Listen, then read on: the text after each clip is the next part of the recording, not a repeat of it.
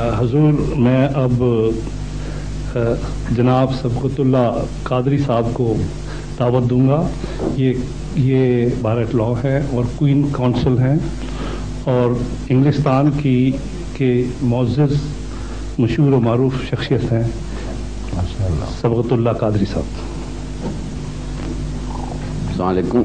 وعلیکم السلام. میں یہاں تعلیم حاصل کرنے آیا تھا. سوال میرا مقصد نہیں تھا، لیکن آپ نے جو نوجوان نے سوال کیا تھا احمدیہ فرق کا، اور آپ نے فرمایا بڑے مدلل انداز میں کہ باقی مولوی یہ کہتے ہیں کہ نبی تو نہیں آئے گا، پرانا نبی آ سکتا ہے بیک ڈور سے، آپ کہتے ہیں فرنٹ ڈور سے بھی آ سکتا ہے. تو حالات تو بڑی تیزی سے دنیا میں تبدیل ہو رہے ہیں. اب ٹیکنالوجی تبدیل ہو رہی ہے، نئے ہو سکتا ہے نئی لائف بھی مل جائے کئی بار. تو آپ کے خیال میں ایک اور نبی بھی آ سکتا ہے کیا؟ ضرورت ہے اس کی ابھی آنے؟ صحیح رکھیں.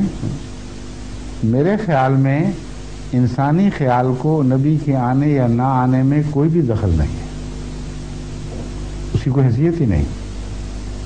سوال یہ ہونا چاہیے کہ کیا اگر مرزا صاحب امتی نبی ہیں جیسا کہ آپ کہتے ہیں تو ان کے متعلق کوئی قرآن و حدیث میں اشارہ موجود ہے؟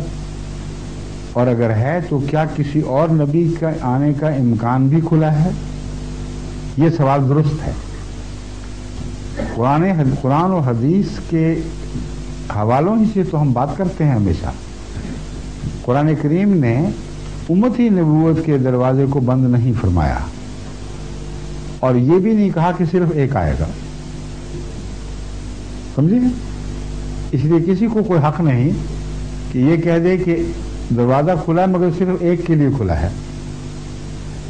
اگر کوئی احمدی کہتا ہے غلط کہتا ہے. دروازہ کھلا ہے جن شرطوں کے ساتھ، وہ شرطیں جس کے حق میں پوری ہوں گی وہ ضرور نبی اللہ ہوگا. اور وہ شرط رسول اللہ صلی اللہ علیہ وسلم ان شرطوں کی تائید میں یا وضاحت میں حضرت صلی اللہ علیہ وسلم نے امت محمدیہ میں آنے والے امام مہدی اور مسیح کی پیشگوئیاں کی. ہم صرف یہ کہتے ہیں کہ مرزا صاحب کا فرض تھا کہ وہ ان پیشگوئیوں کی نشاندہی کریں جو آپ کے حق میں پوری ہوئیں، اور اس کے بغیر آپ کو کسی دعوے کا حق ہی نہیں بنتا. الہام تو ہوا ہوگا لیکن دنیا کو کیا پتا الہام ہوا ہے کہ نہیں. مگر قرآن کی آیات اور رسول اللہ صلی اللہ علیہ وسلم کی پیشگوئیاں روز روشن کی طرح اگر آپ کے حق میں گواہی دے دیں تو سب کو پتہ چل جائے گا. آئندہ کے متعلق ہمارا موقف یہ ہے کہ اگر خدا کسی کو بھیجے جبکہ دروازہ بند نہیں ہے، امتی نبی آ سکتا ہے، تو اس کا کام ہوگا. اس کی بات کوئی نہیں مانے گا جب تک وہ قرآن حدیث کے حوالے سے اپنے وجود کی سچائی کو ثابت نہ کرے. تو یہ اس کا کام ہے. ایک تو نبت نہیں رہا ابھی، ہم اگلے کی بحث میں کیسے چھیڑ دیں.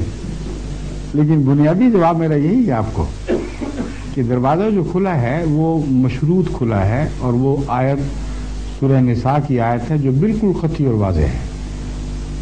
وہ یہ ہے وَمَن يُطِعِ اللَّهَ وَالرَّسُولَ وَمَن يُطِعِ اللَّهَ وَالرَّسُولَ فَأُولَٰئِكَ مَعَ الَّذِينَ أَنْعَمَ اللَّهُ عَلَيْهِمْ مِنَ النَّبِيِّينَ وَالصِّدِّيقِينَ وَالشُّهَدَاءِ وَالصَّالِحِينَ وَحَسُنَ أُولَٰئِكَ رَفِيقًا. جو کوئی بھی اللہ اور اس رسول محمد رسول اللہ کی اطاعت کرے گا، فَأُولَٰئِكَ مَعَ الَّذِينَ أَنْعَمَ اللَّهُ عَلَيْهِمْ. اب وہ گروہ جو انعام یافتہ گروہ کہلاتا ہے، اس میں صرف یہی لوگ شامل ہوں گے. انعم اللہ علیہم، جن پر اللہ نے انعام فرمایا. وہ کون ہوں گے؟ فرمایا من النبیین، نبیوں میں سے، والصدیقین، اور صدیقوں میں سے، والشہداء، اور شہداء میں سے، والصالحین، اور صالحین میں سے، وحسن اولئک رفیقا. یہ دیکھو کتنا اچھا ساتھ ہے، اور اے ونڈرفل کمپنی. اب یہ جو آیت ہے اتنی واضح اور کھلی کھلی ہے کہ انعام یافتہ گروہ کا رستہ بند نہیں کرتی، اس شرط کے ساتھ کھولتی ہے اللہ اور محمد مصطفیٰ کی اطاعت لازم ہے. اطاعت کا درجہ فیصلہ کرے گا کہ تم کس گروہ میں شمار ہونے کے لائق ہو. یہ فیصلہ اللہ فرمائے گا، مگر ایک ہی شرط کہیں نہیں. اس لیے یہ رستہ ہے ان شرطوں کے ساتھ. جب تک یہ شرطیں پوری ہوتی رہیں گی اللہ تعالیٰ کی رسپانس وہی ہوگی جو وعدہ کر چکا ہے. ٹھیک ہے، شکریہ.